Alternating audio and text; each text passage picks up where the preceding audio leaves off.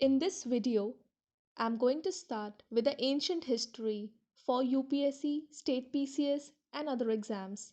I'll be covering this using my notes which I had prepared from Tamil Nadu history book earlier and some value addition from the PYQs.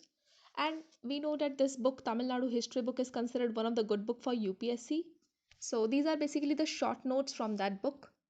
And okay, let's begin.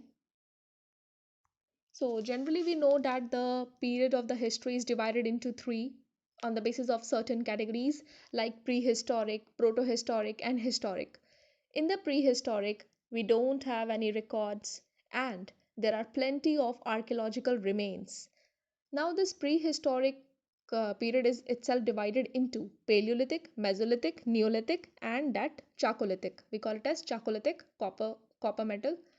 So we there is no written records, but we get to know about this the culture, the civilization of this period by analyzing the various archaeological remains. So in this period, the archaeological remains become very much important.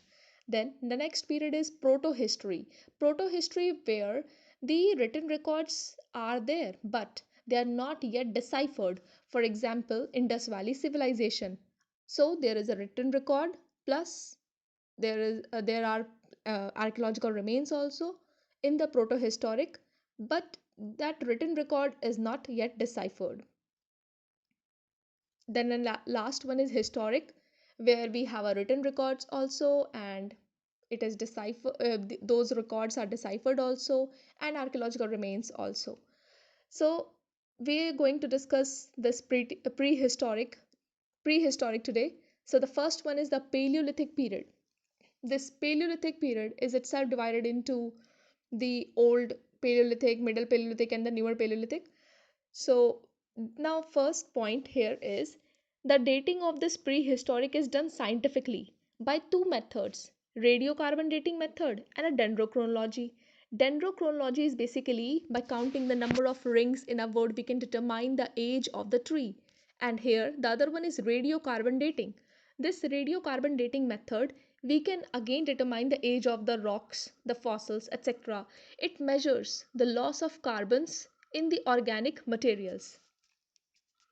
Now, this Paleolithic or this old Stone Age, it covers 99% of the human history because the time period is huge, 2 million to 12,000, because this 12,000 BC is the period when the Mesolithic phase starts. So this Paleolithic is spread across 2 million to 12,000 BC. So it covers 99% of human history. Now the feature of this period is the sites are generally located near the water resources. There are prevalence of rock shelters and the caves which are scattered over the Indian subcontinent. Then we are going to discuss some features of this period. Features here, like the people of this period were generally hunter gatherers, and they had stone tools, hand sized and flakes of large pebbles. Then paintings of this period are found in the Bhimbetka rocks. Now they have some implements which are made up of hard rock, quartzite. Large stone axes were there. Now this period is divided into Lower Paleolithic, Old Stone Age, means which is basically the old means it's even in the Paleolithic it's at the oldest one. Okay, Lower Paleolithic, Middle Paleolithic and Upper Paleolithic.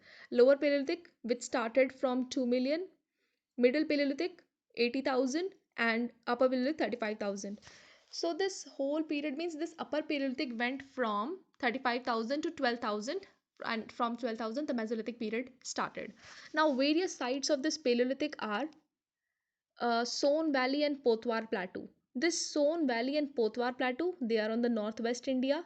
Bhimbetka, Madhya Pradesh. Kurnool, Andhra Pradesh. Adamgarh Hills, Narmada Valley, and Atirampakkam, Chennai, and this Shivalik Hills, North India. Now let's read them in a proper order. So first, Son Valley, Potwar Plateau, Northwest India. Then here Shivalik Hills in the North India. Then moving down, Madhya Pradesh region. We can see here two sites, Bhimbetka and Adamgarh Hills. So Bhimbetka in MP, Adamgarh Hills, Narmada Valley. Then we have here next Kurnool, Andhra Pradesh, and the lowermost is Atirampakkam in the Chennai.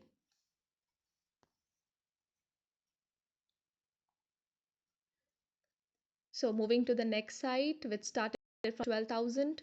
Now, what had happened that around 12,000 years, means 12,000 years ago, there were the changes in the climate. Changes in the climate were witnessed. Basically, that ice age or the Pleistocene age shifted to relatively warmer conditions. Because of the warm conditions, there was the development of various grasslands. And now, as the grasslands developed, there was the increase in the deer, antelopes, sheep, and goat, etc. Then, what had happened that hunters generally hunt these animals. So, as these deer and antelopes, etc., moved to different locations, hunters followed them. So because of this reason there was the different emergence of different sites across the Indian subcontinent. Now Mesolithic phase, which 12,000 to 10,000 BC, or somewhere it is also 8,000 BC, because of environmental changes. Now various features of this phase. This phase is generally referred to as transitional phase between the Paleolithic and the Neolithic. Now the various remains, or we can say the sites of the Mesolithic phase, these are Langhanj in the Gujarat, Adamgarh in the MP, Rajasthan, UP, and Bihar. Now we had discussed this Adamgarh. We had read this Adamgarh in the Paleolithic phase also. So we can see here Adamgarh is the site of the Paleolithic as well as the Mesolithic. Now again, this hunting and gathering was continued in this phase. Along with that, there were the now as the hunters moved to the different locations. Earlier what used to happen, like Pleistocene age, there were the huge animals and they used to hunt in the groups. They required huge axes, stone tools, etc. to hunt the animals. But because of this weather changes, there was the emergence of small species and swift animals like deer, antelopes. And because of that, the hunters also started hunting small animals. There was a shift from hunting of the huge animals to the small animals. And so they produced the different microliths, like tiny stone artifacts, etc., which are less than 5 centimeter. Then we can see here shift from the big animal hunting to small animal. And one feature of this is domestication of animals have started in this phase.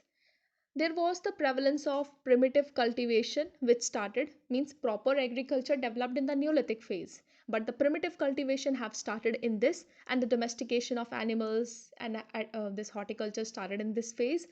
And animal bones could be found. We can see here what kind of, means what were the animals in this period: dog, deer, boar, and ostrich.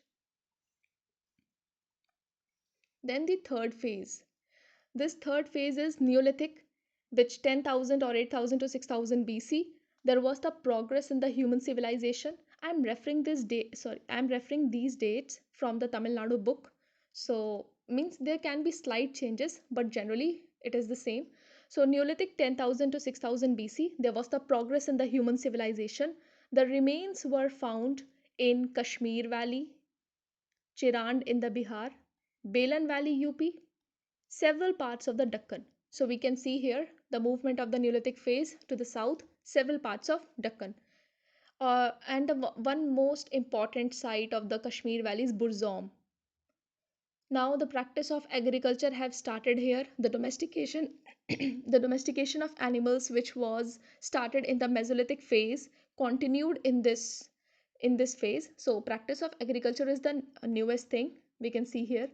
Then if the question comes that where it started, the proper cultivation, the advancement in the agriculture, it is the Neolithic age, and domestication of animals in the Mesolithic phase. Now various sites, means more sites: Maski, Brahmagiri, Halur, and Kodikal in the Karnataka, Payampalli in Tamil Nadu, Utnur in Andhra Pradesh. Some more features: tools polishing, manufacture of pottery, emergence of the different village communities. There was no use of metal because it was still the stone age. Then there were improvement in the various technology, like now they produced polished tools, agriculture and technology, like they used the clothes which were made up of cotton and wool. Agriculture may they produced wheat, barley, rice and millets. Some more sites: Mehergarh, Koldiva, Mahagra and Daujali Hading. Now one thing I would like to tell you, like across the world, the age followed, like Stone Age, then we have the Chalcolithic Age or the Metal Age, Copper Age, then we have the Bronze Age. But in the India, it was like Stone Age, then there was the appearance of the Bronze Age, and then there was the appearance of this Chalcolithic period or Chalcolithic Age. Now, Metal Age or Chalcolithic Age, uh, some features of this, basically यहाँ पे I don't know why it's copper and bronze, but it's generally chalcolithic में there was the prevalence of the copper. Technology of smelting metal ore were there, crafting metal artifacts, use of the stone tools and microlithic tools, and stone tools were also there, microlithic tools were also there, copper tools were also there. People traveled long distance to obtain the metal ores. Now, South India may various sites, means various sites were there across different rivers like Godavari, Krishna, Tungabhadra, Pennar, Kaveri. Now, this age, Chalcolithic age, was followed by the Iron Age. Means the incidents, the evidence of this is given in the Vedas, that this Chalcolithic phase was followed by Iron Age, and this Harappan phase was Bronze Age, and the Harappan's later phase, when the Harappan phase started declining, then there was the emergence of Chalcolithic phase. So Harappan phase is the part of both Bronze Age and Chalcolithic phase.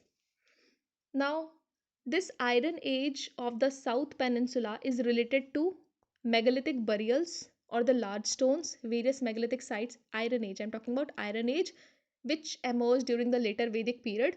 So, means here it's telling that Chalcolithic phase was followed by the Iron Age, which is referred in the Vedas. This thing is referred in the Vedas, and the Iron Age of South Peninsula has got some special feature of this megalithic burials or the larger stones. The various megalithic sites are Halur and Maski in Karnataka, and this Nagarjuna Konda in Andhra Pradesh, and Adichanallur in the Tamil Nadu. Black and red pottery, iron artifacts like hoes, sickles, small weapons, these are found in the burial pits. And one fact, the caves of the Bhimbetka, they were discovered in 1957-58 by the eminent archaeologist V.S. Wakankar, and later on many more were discovered. So thank you.